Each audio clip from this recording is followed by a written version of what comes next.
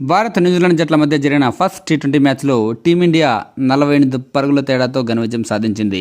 ఈ మ్యాచ్లో న్యూజిలాండ్ మంచి ఆటతీరును కనబరిచిన ఆ జట్టు ఓటమికి తప్పలేదు. ఈ ఓటమిపై స్పందించాడు న్యూజిలాండ్ మాజీ కెప్టెన్ బ్రెండన్ మెక్కలం. మాట్లాడుతూ, నేను ఈ మ్యాచ్లో న్యూజిలాండ్ ఓడిపోయినా పెద్దగా బాధపడలేదని వ్యాఖ్యానించాడు. నిజానికి న్యూజిలాండ్ కూడా బాగానే ఆడిందని, అయితే మా టీం కంటే భారత్ బాగా ఆడిందని, అద్భుతంగా ఆడిందని వ్యాఖ్యానించాడు. న్యూజిలాండ్ టీంలో నాకైతే పెద్దగా లోపాలేమీ కనిపించలేదు. భారత జట్టు అద్భుతంగా ఆడింది. వాళ్ళ మెరుగైన ఆటతీరు వల్లే టీమిండియా గెలిచిందని వ్యాఖ్యానించాడు. మరి ముఖ్యంగా అభిషేక్ శర్మ ఈ మ్యాచ్ను భారత్ వైపు తీసుకెళ్లాడని వ్యాఖ్యానించాడు. న్యూజిలాండ్ బౌలింగ్లో మరీ అంత ఫెయిల్యూర్స్ ఏమీ కనిపించలేదని, కాకపోతే చివరి ఓవర్ అతనికి ఇవ్వడం చాలా పెద్ద తప్పని వ్యాఖ్యానించాడు.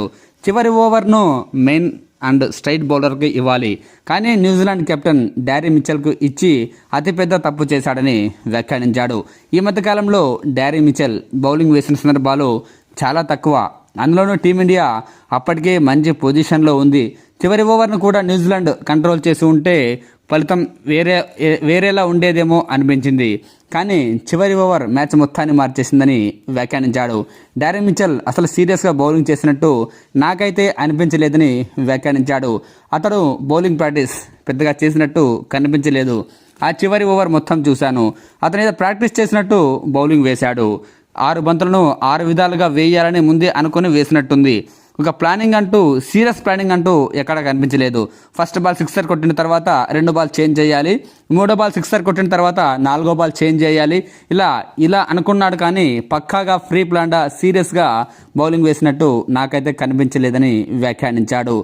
Okay, New Zealand captain Mitchell Santner spinner కాబట్టి చివరి ఓవర్ స్పిన్నర్ వేస్తే ఇంకా పరుగులు ఎక్కువ వస్తాయనే ఉద్దేశంతో మీడియం పేసర్కు బౌలింగ్ ఇచ్చి ఉండొచ్చు. కానీ అది చాలా తప్పు. మెయిన్ బౌలర్లకు, పార్ట్ టైం బౌలర్లకు ఎప్పుడు కూడా తేడా ఉంటుంది.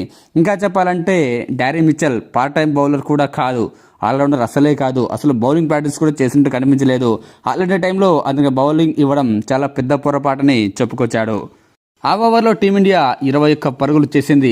అదే మ్యాచ్ ఓటమికి గెలుపుకు న్యూజిలాండ్కు చాలా తేడా ఉందని వ్యాఖ్యానించాడు. అదే ఓవర్ కనుక ఒక 6-7 పరుగులు భారత జట్టు చేసి ఉంటే ఫలితం మరోలా ఉండేదని అనిపిస్తుంది.